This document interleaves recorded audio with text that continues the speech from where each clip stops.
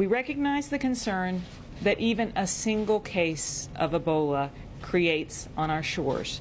But we have the public health systems and the public health providers in place to contain the spread of this disease. Health and Human Services Secretary Sylvia Burwell says that guidance has been sent to state and local officials for Ebola. Joining me now is Dr. Joe Thompson, Surgeon General for the state of Arkansas. Dr. Thompson served as the Chief Health Officer for the state when I was governor. And he and I worked together on a lot of public health issues. Dr. Thompson, so nice to have you. Thank you for joining me. It's good to see you again. Glad to be with you, Governor.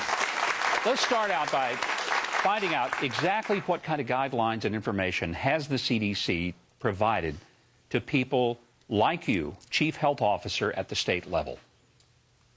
Well, the CDC has provided to health departments, both local and state, across the nation, several different tools that are very valuable. One is guidance on what to do if there is a potential suspected individual with Ebola exposure or symptoms.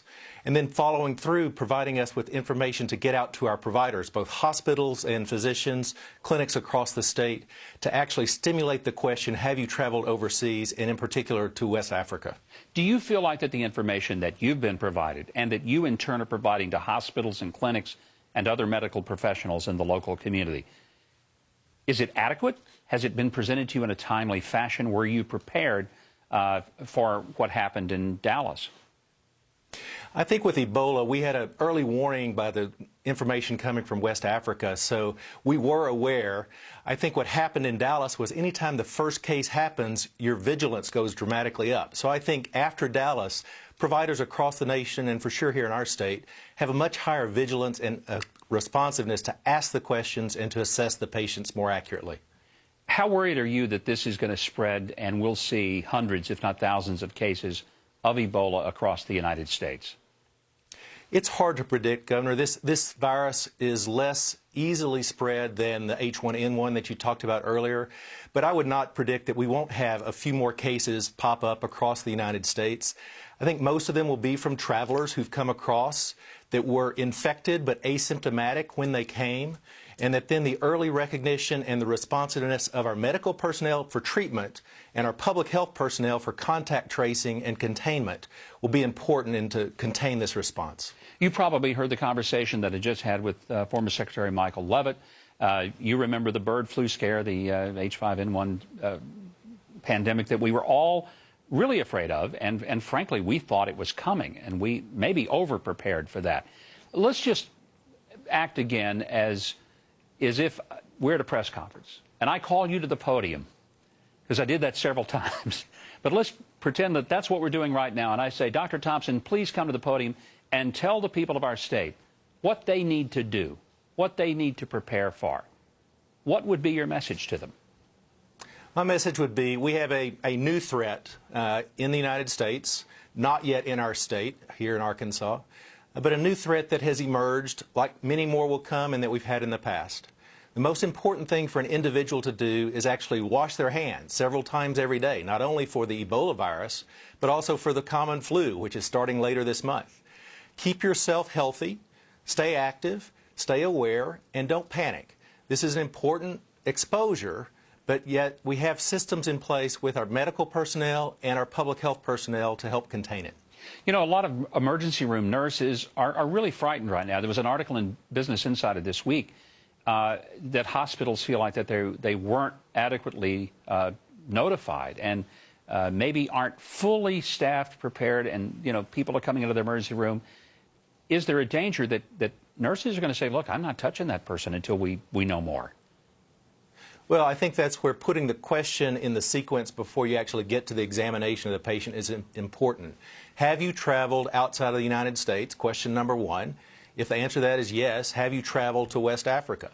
If those two questions are yes, then a whole new set of procedures should be put in place before you actually get to the examination and the touching and exploration of a patient's physical well-being. Well, I tell you what I'm going to do. I've already got my flu shot. And as soon as we take the break, I'm going to go wash my hands again, just so I can be because I don't know about this audience. I'm not sure about them. Dr. Thompson, great to see you again. Thank you very much for very practical insight on the Ebola crisis. Thank you, Governor. When we come back, President Obama met with Israeli Prime Minister Benjamin Netanyahu this week. So what the president said is revealing and frightening. And Huckabee correspondent Ryan Reese is going to take you inside the Secret Service fiasco. That's next.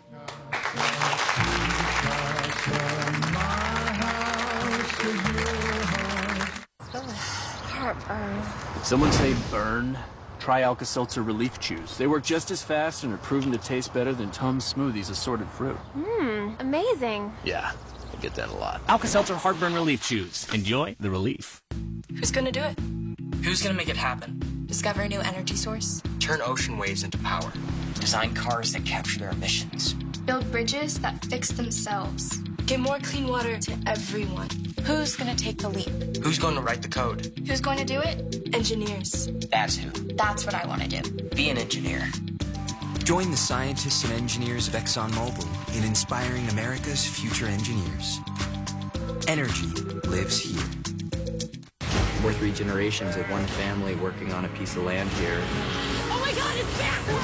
Is living and facing danger every day. Alaska: The Last Frontier. New season on Discovery. Introducing Joel Osteen Radio, exclusively on Sirius XM. We can live in victory every single day. Tune in for motivation 24/7. Hear weekly services and special event broadcasts. And for the first time ever, you can call in to Pastors Joel and Victoria Osteen for personal guidance. There is a power in you greater than any power that comes against you. Subscribe today for as little as $5.99 a month for the ultimate entertainment. And now the ultimate inspiration. Join me here on Sirius XM.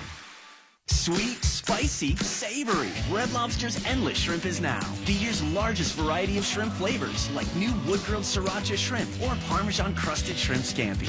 As much as you like, any way you like. Hurry in and see food differently.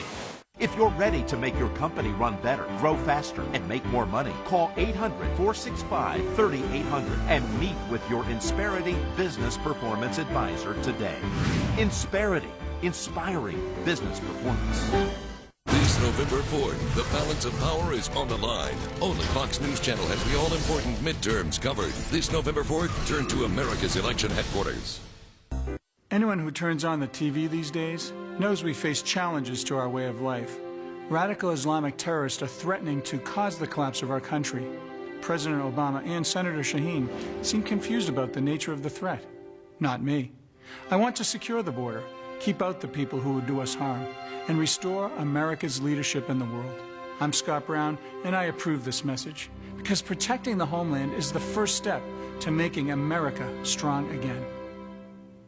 A Marine from Marblehead, Massachusetts, Seth Moulton. After graduating from Harvard, Moulton volunteered to serve our country, leading his platoon into Baghdad. Moulton's not a politician, and he'll be a breath of fresh air in Congress, working for universal pre-K for kids, tax breaks for small businesses, and ensuring veterans who serve their country aren't forgotten when they return home. Seth Moulton, a congressman for us. The Democratic Congressional Campaign Committee is responsible for the content of this advertising.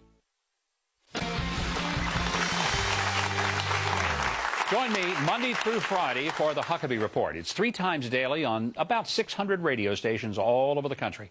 Now, for the station near you or to download the daily podcast, go to MikeHuckabee.com. And hey, are you my Facebook friend?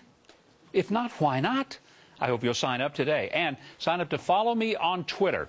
Links to my Facebook page and Twitter are at MikeHuckabee.com. Well, the recent lapse in security has some people questioning whether President Obama's Secret Service is doing its job. So we sent Huckabee correspondent Ryan Reese to Washington to investigate. Ryan, are you there? I'm here, Governor, reporting live from the Oval Office on the state of White House security. Ryan, hang on a second. How did you get inside the White House? Easy. I walk right through the front door. You're telling me that door is still unlocked? Oh, no, Governor. The former Secret Service director left it wide open on our way out. That makes sense. You know, Ryan, this is really, though, outrageous. I gotta know. Just what have you been doing there? Well, I've found some pretty neat stuff, like this missing IRS hard drive. Oh, man, amazing. That's amazing. Where did you find that? Turns out Joe Biden put it in the VCR. He thought it was a movie. VCR? They still have a VCR? I guess it's still flashing 12, too, huh? I also found this, a folder labeled ISIS strategy. Oh, you got to be kidding. So what's in the folder? It's empty. You know, Ryan, it looks like I underestimated you. That's not all, Governor. This was on the president's desk. All right, please, just tell me that's a framed copy of the Constitution. Oh, no, don't be silly, Governor. It's an autographed photo of Vladimir Putin. The president's a big fan. Oh, man. Ryan, I just don't believe you're going to... You've been running all over the White House. I mean, I'm curious, have you been confronted by anyone since you've been in there? Why, yes, I met the president. You did? What did he say? I've got some good news for you, Governor. I know you've been worried about his immigration policy, but the president assures me that our nation's borders are as secure as his very own home. Oh. And that's what worries all of us. Well, thank you very much, Ryan. Good to have you on location. Also this week, Israeli Prime Minister Benjamin Netanyahu met with President Obama at the White House to talk about the ISIS threat and Israel's relations with the Palestinians. But the Obama administration wasn't that worried about Iran having a nuclear bomb. It was unhappy with Israel's plans to build bedrooms in East Jerusalem. This development will only draw condemnation from the international community, distance Israel from even its closest allies, poison the atmosphere, not only with the Palestinians, but also with the very Arab governments with which Prime Minister Netanyahu said he wanted to build relations. This is incredible to me. The thought that Iran could get a nuclear weapon, this is the country that has vowed that they would wipe Israel off the face of the map, and they're building the very instrument to do it. And the White House seems less worried about Iran having the bomb than they are about Israel having some bedrooms in their own country. This ought to concern every American that our priorities are completely disjointed and really need a refocus. I don't know how the Prime Minister of Israel was able to keep a straight face and to maintain some level of decorum, but I hope that America will understand that we don't have a better friend in all of the world than Israel, and the least that they should be able to expect of us is that we would give them our friendship in return, not a kick in the rear about building bedrooms for their own families. Well, does Pope Francis have a better handle on the ISIS threat than President Obama? We'll talk about it when we come back. And